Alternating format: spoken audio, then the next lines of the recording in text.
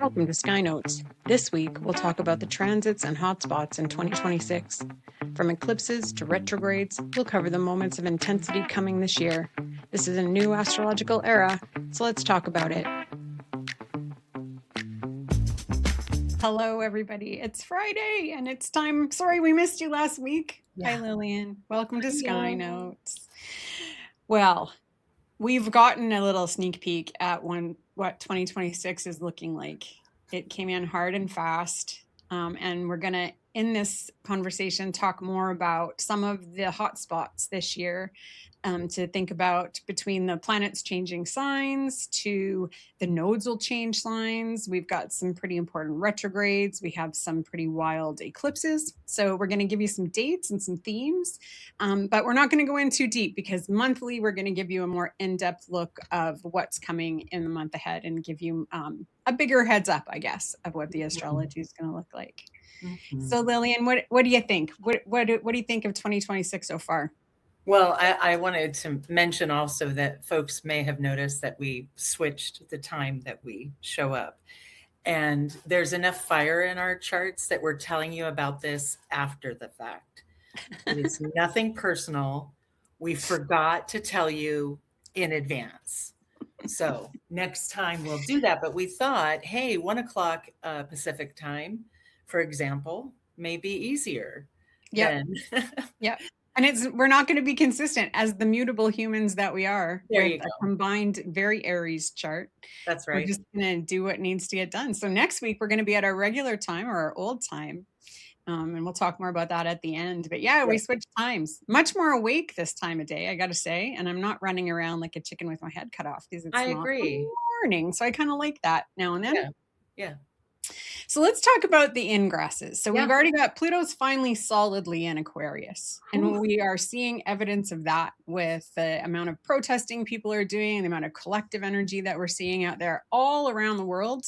That is very Pluto in Aquarius, and the people as a collective figuring out how to work together. And that's very Pluto in Aquarius. But our next up is Neptune, which is going to, it's been dipping in and out of Aries, and it's still in the last dregs of Pisces, but it's going to go into Aries for its long haul here on January 26th. And the thing that kind of jumped out at me, because I wanted to go back, it's tricky with the outer planets because we didn't know about Neptune the last time it was in Aries, right? But that was the start of the American Civil War, was as soon as Neptune moved into Aries solidly. And, just to compare, again, we couldn't see it. Yeah. And, I have things to say because it suggests the themes, right? Of my husband and I keep talking about it. We can be gleeful over the sacrifice someone else is making. Or we can move with great presence into a world where we are weaving in the sacrifices that direct us to the common good. And I'm super lucky that Jason and I just want to spend time talking about that loopy stuff because it pleases me so much. But those are the two pieces. Are we whole enough and mature enough to hold paradoxes in our minds that we can't vote out of existence or ban? Or are we going to insist on this really filtered version of reality by peer pressure? It's really, and that's like the vibe that I get for the year, but there's so much going on that we're going to get to that I don't want to skip ahead. And I just want to point out, so sacrifice and martyrdom, those are very Neptunian words. Right. And so there is that, some of the little notes that I made here, sacrifice of selfhood. And when you pair that with the Pluto and Aquarius, there is this theme, this activism and the sacrifice of the individual that we're going to see. Or the spiritual warrior is another nice combination of the Neptune and the Aries. Dissolving of ego. Shelley Hines from the West Coast of the States she said her word for 2026 was pistified. And I couldn't stop laughing because that's such a Neptune and Aries, being pissed off and mystified at the same time. I loved it. I'm giving her credit, but that's going to be my Neptune and Aries word for 2026 for sure. And I wish to heck I could remember who said it, but they were talking about, in terms of Pluto in Aquarius, that Pluto in Aquarius is the shadow of Pluto and Leo. And I'm like, ooh, so what if we looked at all the outers changing signs from that shadow of the opposite, right? Sign. So Neptune in Aries is the shadow of Neptune in Libra, which is interesting because when we look at the world and how diplomacy is changing, right? Yes. It's, there's a time now where people have to, the people in power have to take charge, and diplomacy is not always going to be helpful. Right. And we'll be able to actually see with all these agreements that are dissolving, we're going to be able to see the shadow of the diplomacy and the agreement. So I just thought that was a really interesting place to look at them from, for sure. Yeah. Oh, I like this. So the shadow of Neptune in Libra, this is where diplomacy becomes a spiritual bypass. Right. Harmony at the cost of soul. Oof, right? Love it. I mean, I see it, right? I see it because of the, oh gosh, I see it because of it feels like there's a real tension between keeping civilization going and blowing it up. Like I've heard that from weird places. Like somebody was saying a plague might come. And I was like, y'all working on it. You're putting your backs into it, so it could come anytime. But for crying out loud, the diplomacy and the authenticity. Right. The activation of the Aries, right? Like that activation of the personal will that can be an opportunity with Aries as a sign, to me, is about that authentic voice and not giving into that. Like the sacrifice shouldn't be your authentic voice. That's a red flag. Yep. Instead of, in other cases where that could be really helpful. Right. Yeah. So I think about people being pistified. And I think you're halfway there. Just invite your anger in and ask it more questions. Yeah. And, so Neptune is glamour, right? And so when we look at actors and very, very famous people, Neptune is always a piece of that puzzle. And we're already seeing this, like if you saw anything to do with the Golden Globes on the weekend, we are having such a shift from visible people being diplomatic to deciding we're not going to be diplomatic anymore. It's time to use our voices. Right. So these are the previews of, the Neptune and Aries, which is really interesting to me and heartening, to be honest, because I've really for the last year been like, I don't know what this looks like, you know? And so these little flashes that we're seeing of that Aries bravery in a Neptunian way there's some real beauty in there. So that's heartening for sure. Mm-hmm. So the last time that Neptune was in Aries, even though we didn't know it, was from 1861 to 1875. Well, for goodness sake. And then, so our next shift, and these guys are going to play together, they've been playing together for quite a while, is Saturn will finally dip into Aries on February 13th. Mm-hmm. And so, I mean, that's kind of nice because Saturn traveling with Neptune the way it has, the dissolving has been less dramatic, like less of a vanishing into a puff of air, because Saturn has been there to create some kind of a form and some stability. And so it's been, while Neptune's making it hard for Saturn is propping up, making it hard for Neptune, but also propping some of that Neptune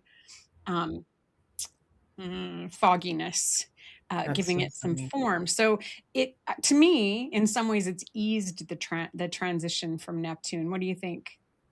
Well, I'm drawing a croquembouche, the cream puff tower that's held together by the strands of sugar. And that sugar doesn't dissolve. It holds it like a little cage. And I love thinking of Saturn as being like okay, all you cream puffs, get in here. We're going to go to a buffet or something like that, where you get to enjoy them, right? Like one at a time, but you kind of have to pull them out of this silky, crunchy Mm. cage of Yeah. sugar. Yeah. And the texture of it is not what it looks like, right? Precisely. Yeah. I have to look at the transits. I stole a croquembouche once. Well, I want to hear about that. It was a food festival and we watched her make it. This beautiful chef had made this gorgeous, I think it was probably 3 feet tall or something. And we were allowed to feast on it, but there was like more than half of it left. And overheard somebody say they didn't get any. And so I just went and grabbed the whole thing. And just as I was about to make my escape, the chef went, "What are you doing?" She'd been watching me the whole time and caught me. What a good Anyway, chef. so That's really yeah, they good. were, oh, so good. Rascally. But I do love that visual that you gave Because because, today, again, the Jupiter in Cancer says the food is going to be exquisite, y'all. You know what I mean? There's something going on where there's enough diversity to create like new flavors and really interesting notions, textures that are nourishing, right? Yeah. Textures. I like what you're saying there. Well, and to me, when you think about the Neptune and the Saturn coming together, it's going to create different textures. So I love that. It's a beautiful visual, Lillian. Yeah. I love it. Yeah. Some of the themes that I was thinking of for Saturn and Aries. So, like restrained, disciplined courage, so having a plan if you're going to move forward, if you're going to be brave, if you're going to take action, Yep. Restriction of ego, which is, I think, another thing that's been helpful as it's walking into Aries with Neptune, is it's, because Neptune can sort of glamorize the sign that it's in. And so we're seeing this, if you're watching any of the influencers or any of the sort of gurus in different areas, some of them are being more elevated and other ones are being knocked down. Right, so it's a really interesting time to sort of watch those types of people, because to me, they're represented by that Neptune and Aries. I agree. And I also agree that there are so many angles on this. Is, to me, I have a really hard time figuring out how to articulate this, because I'm going to use words that are abstract, but I'm trying to describe something concrete, which is, it is a great year to be conservative in the sense of, I'll try it in my own little lingo. The throat is a crossroads, right, between the head and the heart. And so it tickled me because I talked so much that it was a place I could stop, a crossroads you can consider and have some weight in that consideration. And the energies that are coming it feels like they're not uniformly, but really strong. And they're kind of going from strength to strength. And they are absolutely asking us to let go of ego. And I love that you said restriction of ego, because that's why I was talking about Saturn as like a sugar cage, right? Like we think about these restrictions as onerous or a pain in the ass or obstructive, but they build the structure that we're going to move in, right? And so what is enough of a restriction of what your foibles to be to assist? What sort of sugar work can you do to kind of corral that stuff? Because it's not easy and it'll think you're trying to hurt it. So it'll run away. And so, I'm making all that up. But the point being, there's that sense of, if you don't do it yourself, when it happens to you, it'll be an expression of lack of preparedness and nothing else. Right. Yeah. I like that. And I mean, so it's in fall. Saturn is in fall in Aries. So because it's exalted over there in Libra. So that shadow energy that we get with Saturn, the shadow of Saturn in Libra. One of the things I've noticed about Saturn in Libra is it can be a little entitled. I find entitled is a word that goes with exalted planets. Like that just seems to be something that can happen with an exalted planet. Yeah. But in Saturn in Libra, back to what we were talking about with the diplomacy, Saturn in Libra really holds that diplomacy at a very high standard, right? And so the shadow of that is the lack of diplomacy in a positive way, in a way that I like this key phrase here, building authority through bravery and taking action. And the tricky thing that can happen with Saturn and Aries is that because Saturn or Aries energy is very short and fast, it doesn't sustain.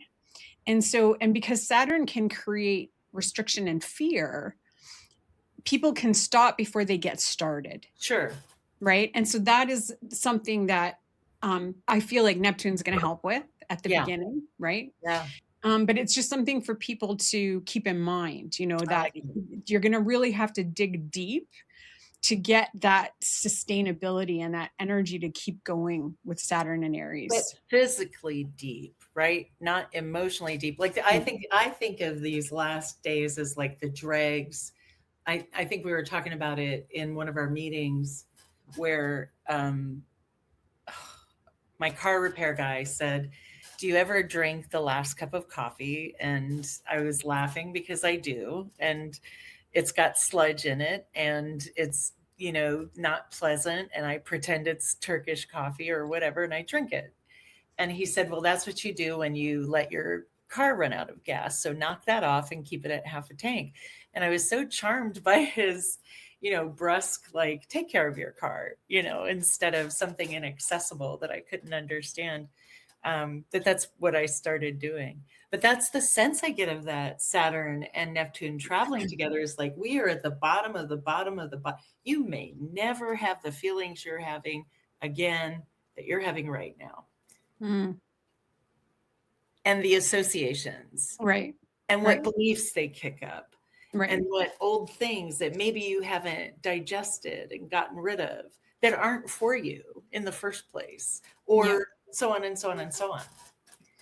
Absolutely. And so it's saying, don't look at that. Like, I love the idea. I was trying to get to this of Saturn being, hey, Aries, keep your face forward. We're in the present. That's what we're doing. Keep going. And that is the structure, right? Because that's all Aries needs. Or what are you doing sitting around? Did you know there's a mountain right over there? Go climb it. We've got like an hour before lunch. You know what I mean? Something where it's generative for the Aries. Right. When you said depth of, it wasn't emotion, depth of, but I was just going to say depth of passion. Ooh, right? I like that. Because it's we're going to get a lot of fire and air this year. And so it's like, you know, where's so the exciting, you guys. It's going to be so exciting. It's absolutely exciting. Yeah. Yeah, but it's not gentle, is all I'm saying. No, it's not gentle. No, and we've talked about, like, you know, as we leave this really watery, earthy, you know, time, that, you know, you imagine some roots going into the ground so that you can stay grounded, because that's the only thing you need to do is have somewhere to discharge that energy and, you know, relax and shake it off. Yeah. You know, and really that can be, for anybody listening, that can be your go-to all year. If you're feeling yourself getting a bit too caught up in the passion, or if you're feeling yourself too much in your head, because that's the air piece.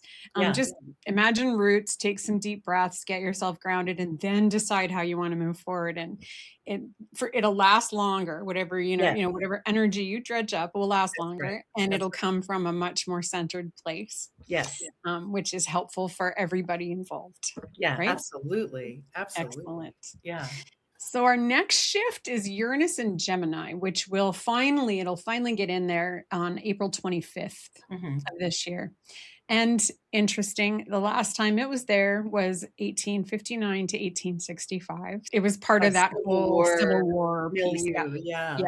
It was farther in by that point because it had already been in Gemini for a minute. But I was kind of surprised to see that they were both going to be in those same two signs. It's so interesting. It is. I mean, Uranus and Gemini is a really interesting one to me because there's such an affinity between that sign and the energy of Uranus. Mhm. Uranus is electricity. Yeah, It's in charge of our bigger electrical system in our yeah, body, right? It's yeah, and in air and in the sign that rules our nervous system. right. If you have a lot of air in your chart, the aspects from this are likely going to overcharge you. So just kind of keep that in mind. So again, the grounding is going to come in as really important for anybody who's feeling really overstimulated. And somebody's like, what do you mean get in your body? Because I'm always like, get in your body. It's like if you sit for a minute and you can feel all the energy sitting right here, right? Mhm, Air signs, I know this because I have a bunch of stuff in air. It's mhm. like it's all sitting right here. It's like just take it, shift it down, just shift it down. And that'll be Exactly. so helpful this year because of that fire and air. It's just everything's just going to be sitting outside. It's going to feel like our energy's sitting outside of us sometimes, I Oh, think. that's so interesting. Yeah.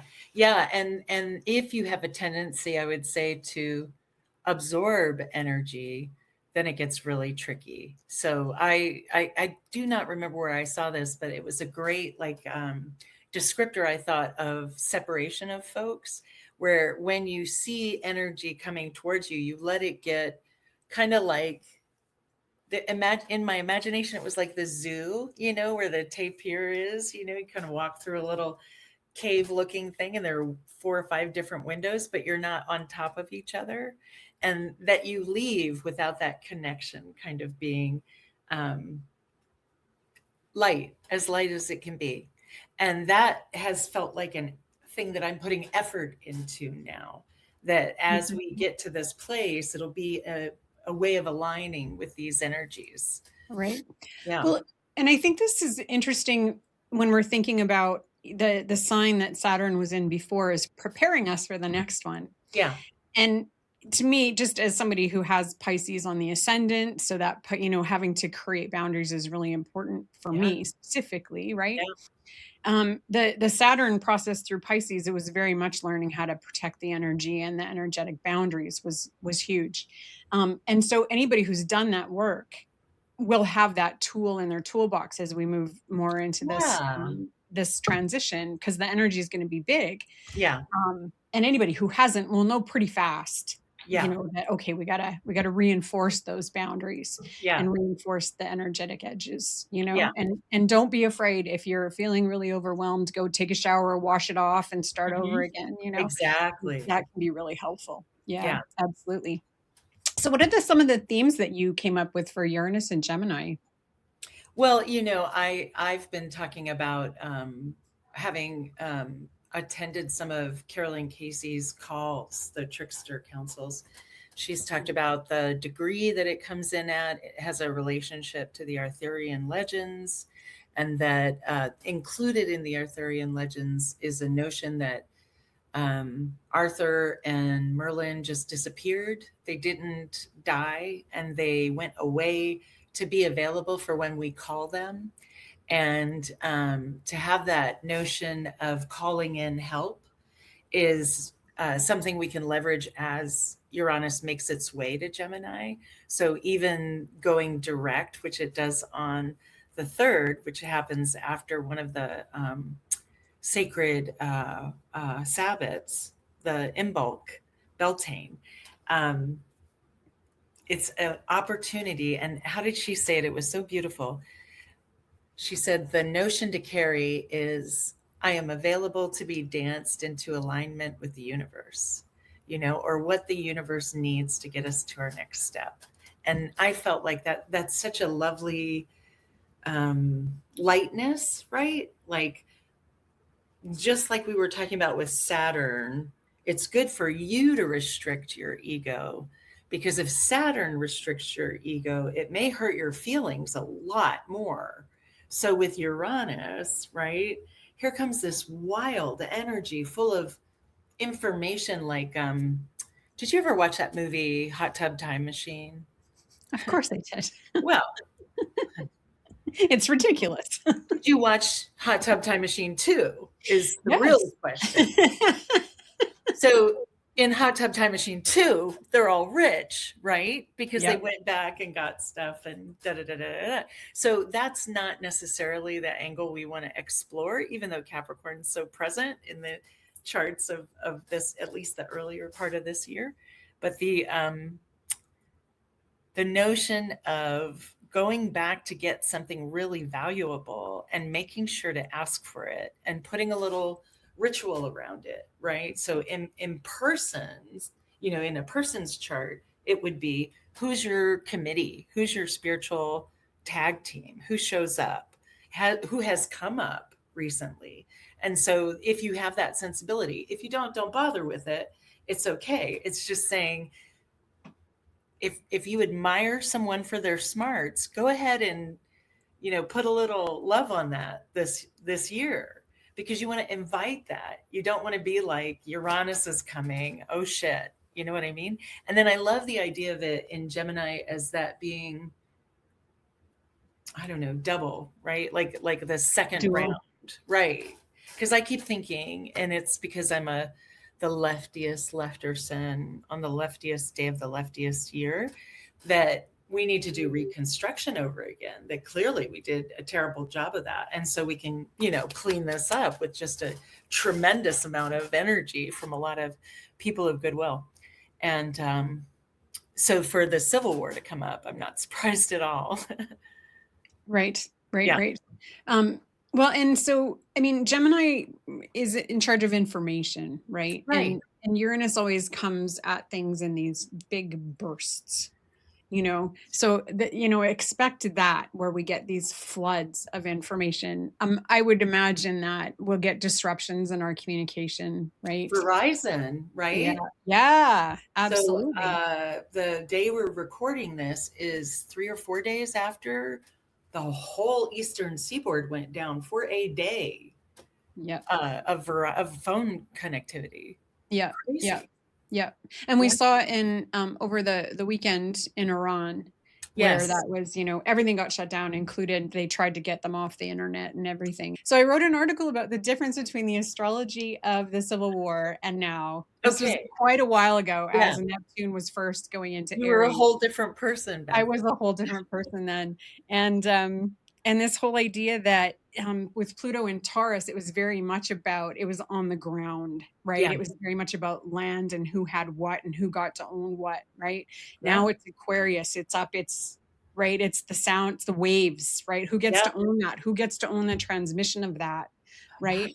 Yeah. And so it's a pretty huge shift. And with Uranus and Gemini, we get an extra layer of it being about that, right? Yeah. I know our prime minister is working on having our own satellite, so that it can't get disrupted, right? Of course. Yeah. Because right now everything we have here is American, I think.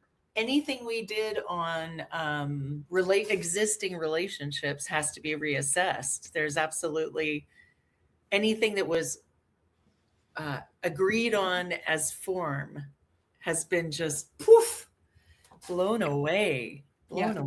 But so that's the Uranus. I think Uranus is one that we can invite in, and then of course when it shifts, it'll hit the mutables, right? And then it will also hit the air signs. So for folks with those.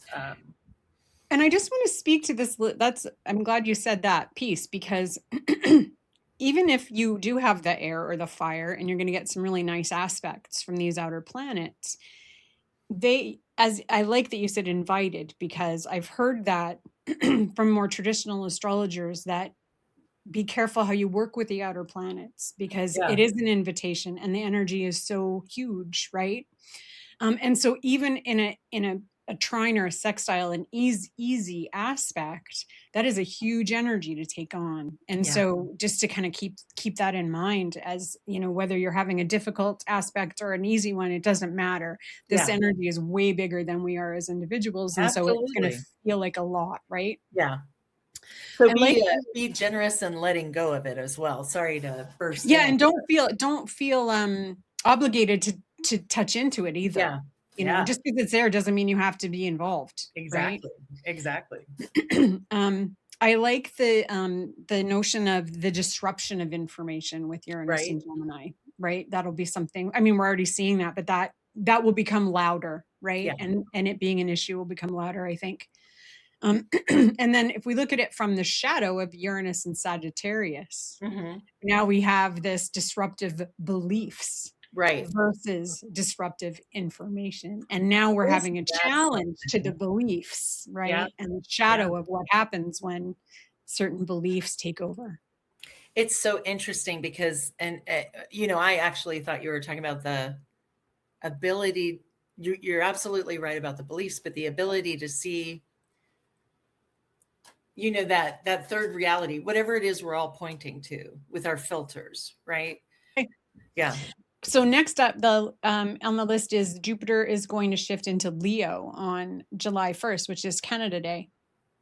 So excited about that. And well, I laughed very hard. It was last week. There was a whole thread on Threads of people saying, I thought Jupiter in Cancer was going to be amazing, but that whole being ruled by the moon thing, I think, was underestimated by even me. Yeah. That every shift the moon made, Jupiter went, let's Yeah. make it bigger. I'm Let's make here it bigger, too. I'm here too. Yeah. And so emotionally, I think that's another reason why, like, I'm drained. I think people are pretty drained because Jupiter has dragged us through the ringer since it went into Cancer last year. So with it moving into Leo, it'll be really. I want to watch closely because we're already talking about the Aries and the ego piece. Hmm. Well, Jupiter in Leo is going to magnify some of that in a Right. different way. And so it'll be Right. interesting to see sort of the things that get expanded Right. when all of a sudden Jupiter's in that fire sign and being ruled by the sun. If I can kick up a thread about beliefs and idealism, the Neptune function is in part what we idealize, which again is like what we desire or love or are attracted to, that becomes crystallized in a form, right? And Jupiter in fire is, first of all, it's fun. Like, Yeah. your creativity is off the charts. I mean, I love Jupiter and Leo Yeah. personally. Yeah. But when it comes to the kinds of things that we're seeing in the world and what people are Yes. disagreeing about, Jupiter and Leo likely is going to be problematic from time to time. Right. And And that's what I was trying to get to, is Mhm. the beliefs and the crystallized desire, right? That becomes you orient towards it like a North Star, but it turns out to be a croquembouche, right? That you can have whatever part you want, whenever you Yeah. want it. It's not that big of a deal. That happens when you are unaware of what your beliefs are, of when you're unaware of the difference between a belief and reality, right? As a belief is a filter that is very useful. I'm a huge fan of the idea of mercy and justice, and those are made up. So I'm okay with that. Yep. But yeah, this is like we're getting stirred up, right? All of our favorite cages will be out there, and we have Yeah. the opportunity to go, I want to keep them all. Oh no. Or get new stuff, right? New, more flexible. Like, what about like a cool body cage that you can run around town in, or something that's jet packed, or where you can take a nap anywhere and it talks to the people while you're sleeping. She'll be right back. I like it. I like it. Well, and we'll see we'll see what happens. I think that sometimes when Jupiter goes retrograde, everybody gets a bit disillusioned because things aren't, and it goes every year for 4 months. Thank God, Yeah. because we need a break from it Yeah. usually. But I feel like this time, with the amount of fire we're going to be living with, that when it does go retrograde at the end of the year, we're going to be relieved to have a Yeah. bit of a break from Jupiter and Leo. I like that. And then the final big shift is going to be the nodal axis, which has Mhm. been in Virgo and Pisces now it'll be a Yeah. year and a half by the time it changes on July 27th. But it'll shift again. Now we've got a Leo Aquarius, so we're back to fire and air. So Mhm. it's like the whole thing is shifting from earth and water into fire and air. So I mean, it is such a massive all at once change that it had to kind of happen slowly.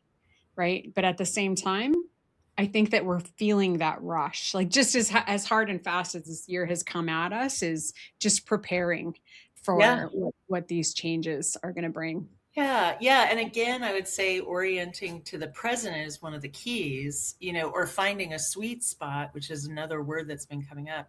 I think that when we have everything in air and fire, and to Lillian's point about being in the present, I think that's very good advice, because the inspiration and the ideas and the things that will come with everything being in air and fire Mhm. will go as quickly as they came in. And so Yes. the more present you can be and the more in the moment you can be, the better off for yourself, Yeah. and enjoying the things that are coming to you, the inspirations and the ideas, and all the creativity and beautiful things that energy can bring. And it's sort of like what we've been, again, I'm talking about the previous sign preparing for the next down the line, etc. If Uranus does all this work of shaking up the fixity of Taurus, it's doing it because we don't need to have fixity for a little while, that it won't be the benefit that it was in previous eras.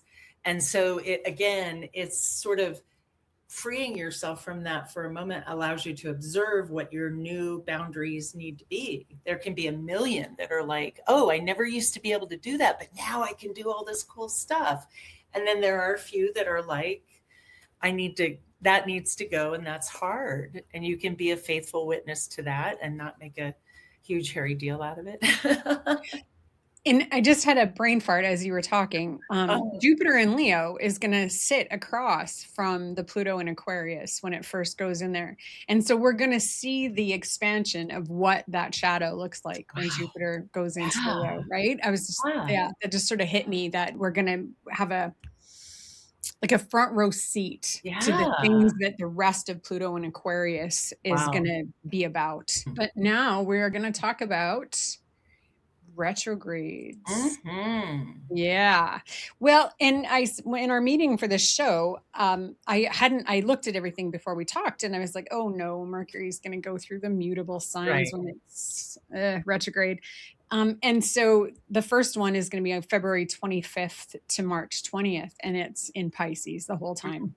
I think most of the time, anyways. And Mercury in Pisces, um, in terms of like the Mercury and the communicating piece of Mercury, it can be a bit challenged in Pisces, because Pisces thinks more in abstract. That's right. And so it's interesting. I love talking to people, like clients who have Mercury and Pisces, because there's always this theme of words are never enough to get across, Sure. right? And then you make it retrograde, and so we're going to see, that retrograde period is going to do some interesting things when it comes to our communication and into the miscommunication. And because it's like there's a part of Mercury and Pisces that's counting on our psychic connection to do the Yeah. communicating, right? Yeah. And Yeah. and how easy it is for that connection to be overshadowed by like limerence or fantasy. You know what I Yeah. mean? Like it's Yeah. super. I like. Yeah. I could have a conversation with you in my studio, and you're not there. Yeah, that's very Mercury and Pisces. And also when you look at charts of people who really have a way, like just really beautiful way with words, Mm, Mercury and Pisces, Mercury in the 12th, or Mercury aspecting Neptune are mhm. very, very much present often in those charts. And so there is a poetry, there's a beauty in language when we have that particular trip. And it's going to be in there for a while if it's retrograding through it.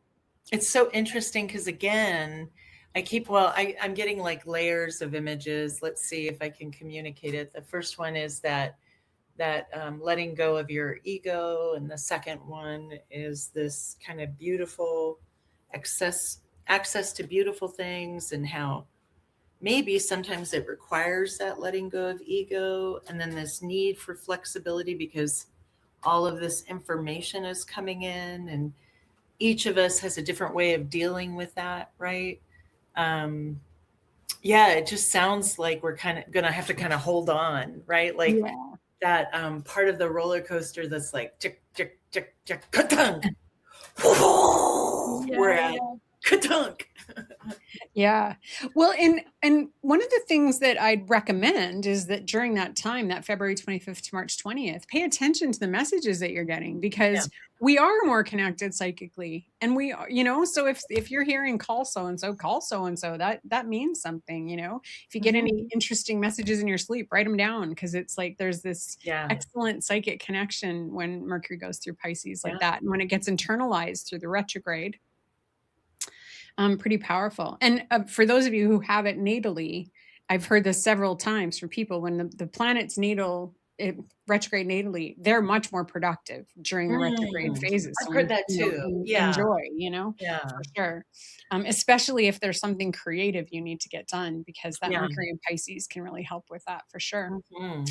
And then the second time it goes retrograde is June 29th to the 22nd Mhm. to the 22nd. Um, Yeah. Yeah. so we have two of those where Mercury retrograde is going to be powerful and Mhm. potent, right? Mhm. Yeah. Yeah. And it does its last retrograde in Scorpio, October 24th to November 11th. And Venus actually is going to do its retrograde in Scorpio as well. So we've got a bit of That's that, like company. going within and getting to those deeper messages, those deeper inclinations, Have I and mentioned Ereshkigal yet? No. So I'm just going to take a moment to talk about Ereshkigal. So she was the uh, goddess of the underworld, and she is a big part of Inanna's story. If anyone is familiar with Inanna's story, and the part that she played was Inanna went back to go get her lover, and Ereshkigal was in pain and shared with Inanna her story. And Inanna was moved by that pain and asked if she could take the place of Ereshkigal. And this is an amalgamation of all the stories I've heard. So it's like your typical hippie white witch stuff, with a lot of scholarship, but there's more to be had. Yeah.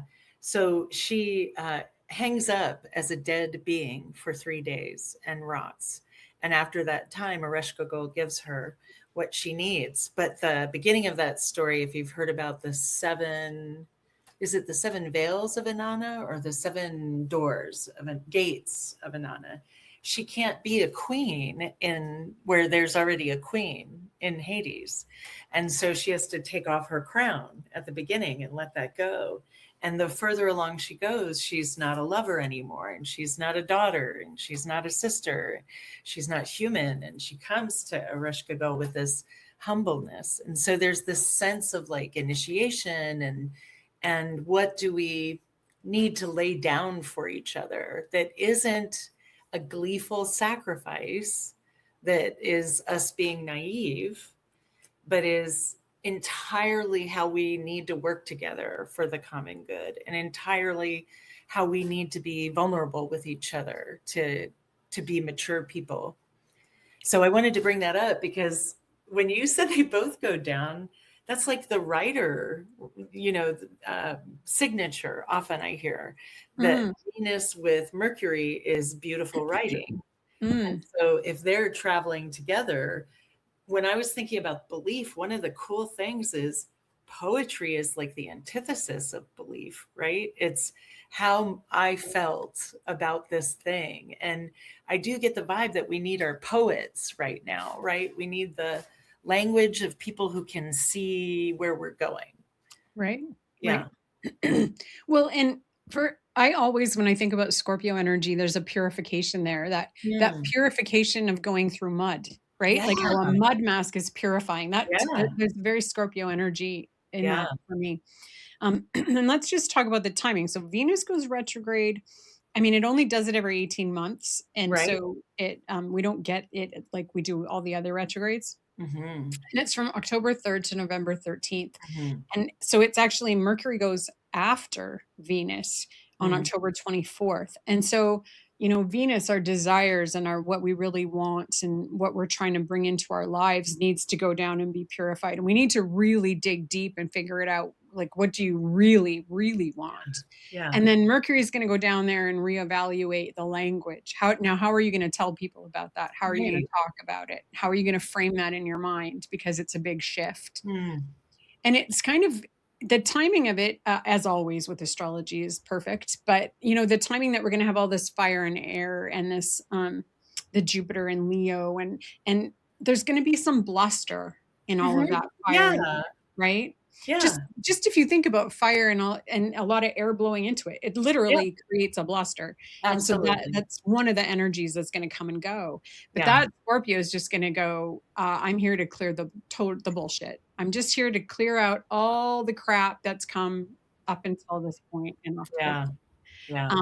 And so it'll be very interesting to see where we're at that point and what comes of that, because that's one of my favorite things about Scorpio energy is how little bullshit it's willing to put up with, right? Yeah. Because it has the skill, I don't want to say like, a lot of people say, I'm just being honest when they're being hurtful, right? Or being transgressive, right?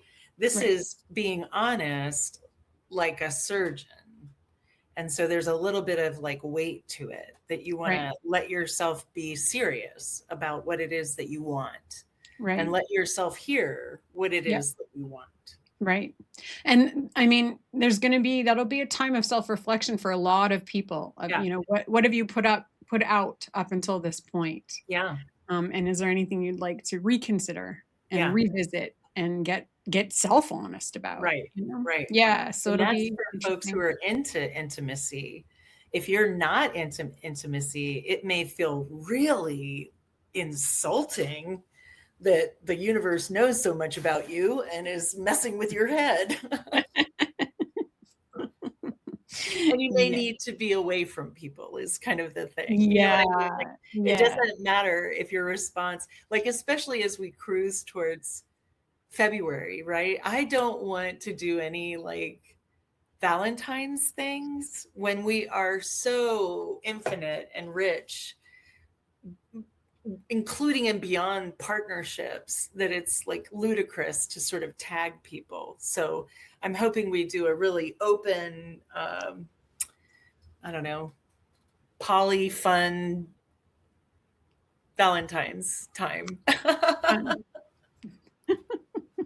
Before we leave retrograde. So Mars is going to go retrograde at the beginning of next year. So we don't get it this year. Again, Mars does not go retrograde every year. But we're going to, at the end of 2026, we're going to start to feel the buildup of Mars going retrograde. And so just pay attention to that. And the nice thing is on March 10th, Jupiter will finally go direct. And so that'll be, we get a nice direct Jupiter until December 12th. And when Jupiter goes direct, we notice all of a sudden all the projects that we have going and everything we're doing start to move forward a lot easier. That's not always the best thing because things can get moving a bit too fast. That's right. Especially when for 4 months they've been slowed down. Right. But it definitely, if you're somebody who is, has a business or is working really hard towards goals, the Jupiter direct is, people tend to just feel better because things are moving a bit more solidly forward. Yeah. For sure. So our first eclipse is coming right after Valentine's Day on February 17th. And that'll be in the middle of the night for us. It's 5 a.m. here, 7 a.m. for you guys. And it's at 28 degrees Aquarius. So it's happening before things shift into Pisces. And I mean, there's a bit of a preview, I'm thinking, of those end degrees of Aquarius and what Pluto's doing at the beginning. Yeah. There's a foreshadowing in that. Yeah. All right. Nice. And so this is from Ottawa. So Ottawa, Washington charts are very, very similar. So I just picked one. I love that. But so the one thing that we wanted to touch on is that, and Lillian came up with the best word. She called it bowl cut charts. Yeah. There's a chance you're going to end up with a bowl cut you didn't want. But we're going to get these clumps of the Yeah. planets in a very small amount of degrees throughout this year. And so here we have the Aquarius, the Pisces. But as this stuff moves, so Mars is, the circle with the arrow sticking out The of it. red one, So, yeah. and it's in Aquarius, but it's traveling with the Sun and Venus and Mercury for a lot of Mhm, the year. And so we're going to get these congestions of all of these planets in the same signs. mhm. And what that means for us individually is that it's really putting a huge amount of concentrated area into, likely one quadrant of the chart. Mhm. And so that what can happen is that it can be great because there can be lots of opportunities and things for that part of the chart, but it can also be overwhelming in that area of the chart. And so as we go through these waves of these big clumps of the planets going through the same sign, you tell yourself when to rest, like pay Yeah. attention because the overwhelm can be, we've already talked a bit about the fire in the air, but then we have these concentration of the planets. And it's just going to kind of over emphasize what we've Mhm. already talked about in that way. Hey. Yeah. Yeah, I think about that, the image I got was like a sneaker in a dryer, you know what I mean? Yep. And you Yep. could hear Yep. it like pa-pong, pa-pong, pa-pong, Yep. because there's so much influence coming from one spot that it may appear that whatever's coming from a different spot is wrong when it just needs to be sort of accommodated for a moment to find out what the dynamic is really supposed to be, or a new direction that may show up later. So it's cool to be a conformist. It's perfectly fine, but these are not the times, right, for conformity. I mean, I think it's more open your mind to what you are coming up with to move yourself forward, and that should align you with the people. There you go. There's my Mm. hippie credo. Well, and the thing that stuck out to me in this chart was that almost exact conjunction of Venus on the North Node. So the nodes are Right. very important in eclipse charts because they dictate whether we're having an eclipse or not. Right. And the North Node, the way I look at it is it amplifies whatever's there. And Yeah. so, Venus loves to be in Pisces. It's a very romantic, and it's behind the sun here, which means that it's an evening star. So Mhm. that is a very idealistic Venus being Wow. amplified by a North Node in Pisces. Wow. And so when we talk about the foreshadowing of the Aquarius energy and Pluto, there's an idealism we're going to get to see with this eclipse energy of maybe what's possible or also the types of delusions that people are operating within. I Yeah. think it can go either way, right? Yeah, of course. Of course. I've seen a lot of folks with that Venus and Pisces. They've got a little bit of melancholy, right? Like a little bit of they've done their loving, but maybe it didn't sit the right way or it wasn't with the right person and there was some kind of cosmic tragedy, right? And so that to share that that's not the destiny of a Venus and Pisces, and that it really is just what's the difference, right, between us being here on the planet and what we're capable of in our aspirational filters, right? And we can only work with what's here. Yeah. So, Yeah. but it does tell a story, right? Like I was thinking about that, the dregs of the Pisces and how I'm trying to be generous and say, even in the dregs of something, you can find the thing that is useful of Yeah. that and Yeah. move on from it. And Yeah. so it's almost like we're being challenged again, like the sweetness is there. It's not naive necessarily. It might be sad. And so how do we tell that story and what do we need for the future? I don't know that answer. You know what I mean? Yeah. Yeah. Um, Yeah. Yeah. I mean, I just feel like this particular combination is like, this is what's possible. yeah, I But get could that. we ever get everybody on the same page to make it happen? So you're right. I love that you pointed that out because so whenever the Venus is behind the sun in any chart, it doesn't matter. It's still an evening star, and there's this unattainability to the Right. Venus, a feeling of unattainability to that Venus energy. But when it's in Pisces, there's already a feeling of unattainability with Pisces energy because it's otherworldly, right? So Yeah. this particular combination the potential for disillusionment is huge because you just have to make the best of what you can have on Earth, and Yeah. that's what we get here, you know. But But in that, in that is a much clearer filter to look through, right, honestly. Right? yeah, Like, unless you get stuck in a loop of it has to be a Disney yeah, vibe, you know what I mean? Or something overly crystallized. I'm not trying yeah, to say it's a type of theme. It's yeah, the over reliance on the structure of it that's the yeah. issue. But and maybe there will be events around this eclipse that show us the possibilities and there's Yeah. something to aspire to, you know, Yeah. and that's kind of what I'm hoping for this particular eclipse. It is a north node eclipse, so it's going to bring in the energy. Yeah. So that's an interesting one.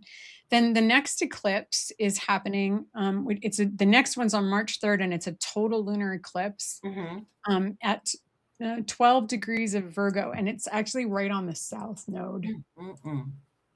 Yeah, see, look at that moon Wow. sitting right on the south node. Mm-mm. So there's some letting go of, Yeah. you know, it's an full moon eclipse, so there's already a release, but to have Yeah. the moon sitting on the south node, it's like a double whammy of letting stuff go, letting go of the perfectionism, letting go of the getting stuck in the details, and maybe missing the big picture because we're getting the big picture in the first one, Right. right? So it's like don't get caught up in the details to the point of, you know, missing the darn point, right? I'm kind of thinking about how the Mars has been with us, especially, you know, for folks who are watching this as close to the time as we have uploaded it. Mars has been, you know, hanging out with Venus, hanging out with the sun, just really present. My experience of Mars continues to evolve, or what I get to see of it. And I feel like that pushing or that impatient energy of it and that kind of nudging, you know, when I think about the exaltation of Mars in Capricorn, I think of how it only has that quality. I think this is according to Rob Hand. When it is actively engaging, which is such a Mars condition, you know, you gotta keep going kind of vibe. And I think of that as a motor. Saturn's a motor, Jupiter's a motor, and we're describing as they go retrograde and coming back, or they participate in the eclipses when they're showing up, like there's going to be this bloom of energy. And so it's interesting to me that there's such a interaction or highlighting individually of Venus and Mars. Yeah, yeah, for sure. Yeah. Somebody had asked me pre-show about, you know, talk a little bit more about eclipses in terms of how they affect us. And Mm-hmm. so if you're looking at your own chart and you want to know how this might play out in your life, look to see where the moon is and where the Yeah. sun, in this particular case, you want to see where the sun and the moon are. Mm-hmm. And in the previous chart, you want to see where they were Mm-hmm. together. And then are they talking to any of your planets? Like this particular one, my sun is going to be sitting at that south node. Mm-hmm. So this is, you know, this is going to be something to do with my sun and health and my daily routine because it's in my Yeah. sixth house of my chart, right? Yeah. And so that's how you want to see I like that. what it's Yeah. doing for you. But quite often they don't affect them. The origin of the notion of eclipse is that it's more mundane, meaning per country, for a king, for someone who is representing a lot of people. Yes, yes.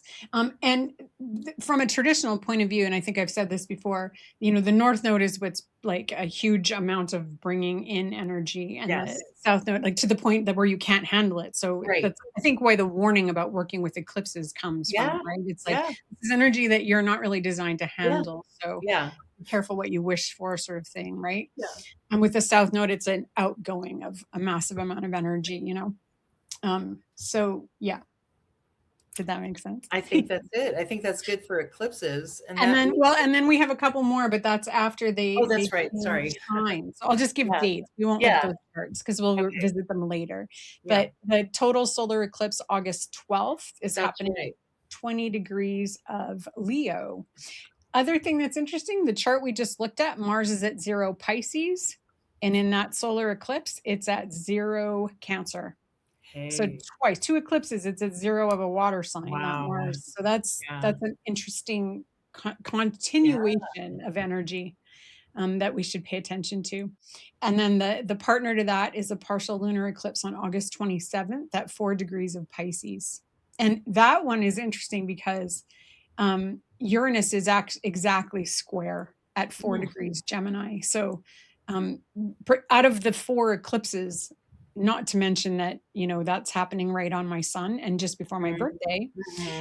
But also with that Uranus square, that to me is that there's going to be some massive event around that one, the potential for a massive event around that one for sure. Yeah. So this is a really good one because we have Neptune, Mercury. So Neptune's at 2 degrees, Mercury's at 3 degrees, Mars is at 5, Saturn's at 7 of Aries. And then Chiron, the moon, and the sun are all around 26, 27 degrees. So we have, both ends of Aries taken up.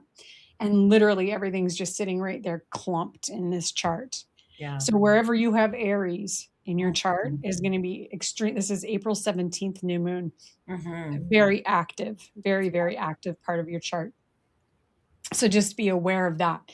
Your patience might be a little bit that much Aries. I know when I have that much Aries happening in my chart on my moon, man, my patience runs pretty thin with myself, probably more than with other people. Sure. And with time is never moving fast enough for me when there's a huge Aries rush. So, and to have that Venus sitting there in the Taurus, just slowing everything down. It's like, and she grounds this, which I love. Yeah. Right? Fair. That's beautiful. Yes. But it's another notion, like, don't look to other people to tell you what you're going to want. You got to go inside. Yeah. And if you want to make the beauty out of this energy, you need to ground yourself. Yeah. Right. If you want to get out of this, whatever the juiciest bits are, you need to be grounded in your body. I love that. Yeah. I love that. Yeah. Yeah. It's great. But we are going to have these pileups throughout the year where it's just like, whew, that's a lot. It's a lot in one place. Yeah. Right. Yeah. So just kind of be aware of that. And then we have a couple of major aspects. Right. Right. On February 13th to the 23rd, we have the last sort of dance of Saturn and Neptune at 0 degrees Aries, right? Wow. Yeah. We've seen little glimpses, little bits of what that looks like. But this is like you planned for the trip, and this is the actual trip. Right. You're going on it now. We are on this journey. And this is what these 2 planets have planned for us. It's so wild because it's sort of like it advocates for you to make a plan. There's enough going on there. You can make a plan and then throw it away or set it on fire or something so that you can be present, because there's no way of knowing how they're going to manifest. And we are truly all contributing into it. And so there's a lot of variables, mostly variables. Yeah. Yeah, absolutely. I love that burning.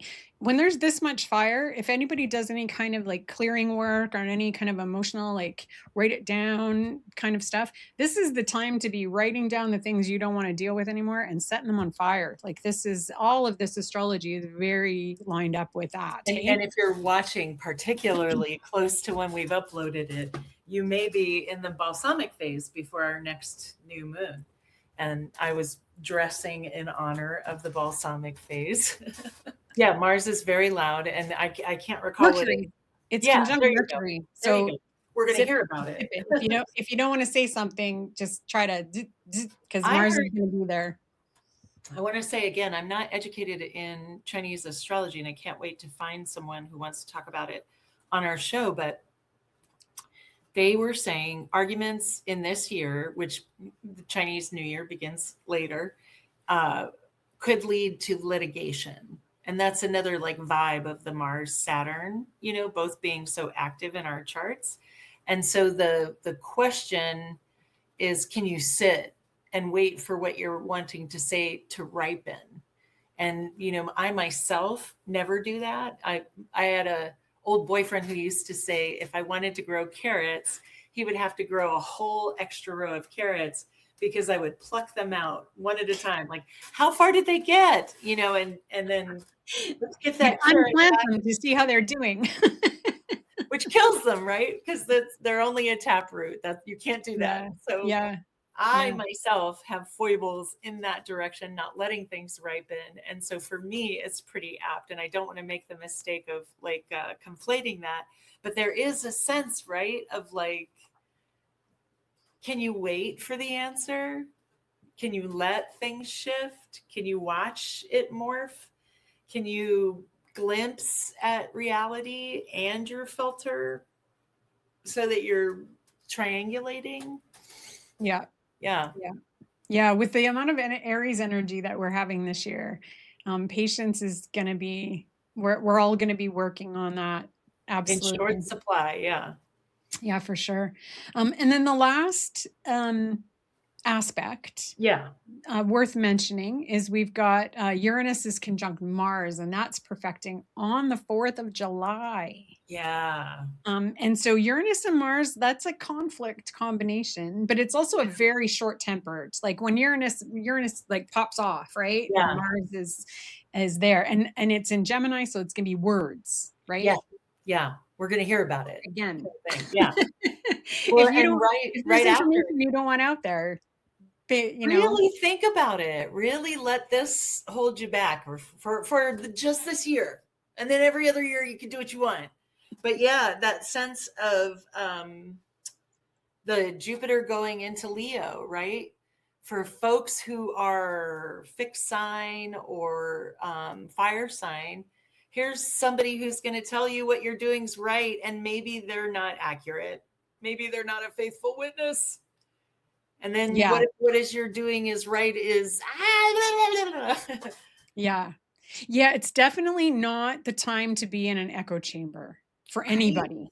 Right. For anybody. I think that's going to be important this year. Yeah. Making sure that you are diversifying where you get your information and who you talk to. And I think that, I love that. I also got the notice or the message, 2 other messages. One is because it's going to be so chaotic, look for those sweet spots and don't look for like building something. What you build will arrive. But the other part was about deserving. And I think I understand what it means now. It was the sense I got was like the success or failure that arrives this year doesn't carry the message you think it's going to carry. So don't get distracted by it. You're really just going one step at a time through this experience, and it'll show you everything you need to see. So I thought that was interesting. So like initiation, these were from me, initiation, the bullies, right? Like we didn't really talk about it, but like the thing about Jupiter, Saturn, Pluto, Uranus is that they will mess you up. They will mess you up. They are big. They are spooky, ooky. So we're traveling with the big ones this year, and we're going to see them periodically. Yeah, I like that you said that, because it almost like the image that came to me was you're on a chariot. Yeah. It's just you, but there are mastodons dragging you behind them. Yes. At Mach speed. That's right. And so you whenever you're in a situation like that, you want to hold on, but you don't want to be so rigid that you hurt yourself. And so that's kind of, even in the cards that we pulled in our first show of the year, like there was a lot of energy around being flexible and trying to ride with the roller coaster that we're on, allow your body to move with what's going on. I hate to say it, but it reminds me of the Hitchhiker's Guide to the Galaxy admonition to don't panic. And then if you're going to do space travel, you need a towel because you're going to feel drunk. And one of the characters is like, I enjoy feeling drunk. And they're like, no, you're going to feel like you. Yes. So it's an interesting year. And we already see that. Pistified is the Neptune and Aries. Thank you, Shelley, for that. I'll have to let her know that we shared her words. And next week, I'm so excited for next week. We're talking with Stormy Grace. She and I went through the process of writing our first books at the same time, and we've both been published by Llewellyn. But we want to talk about what that process is like, and maybe hopefully like demystify it for people who are thinking about doing it. And and you know what led us to find, you know, for her, I mean, she's at such a wild place in her career, you know, so why a book now? It's a I great can't book. wait. I I can't know, I'm wait. Yeah. excited. Yeah. So I've heard thank little bits and bobs, but boy, this is a really unique opportunity. Yeah. yeah, absolutely. Yeah. So thanks everybody who was here, and take care, and Yep. we will see you You too. next week. All Yep. right. Bye, Thanks, Lillian. everybody. Mwah.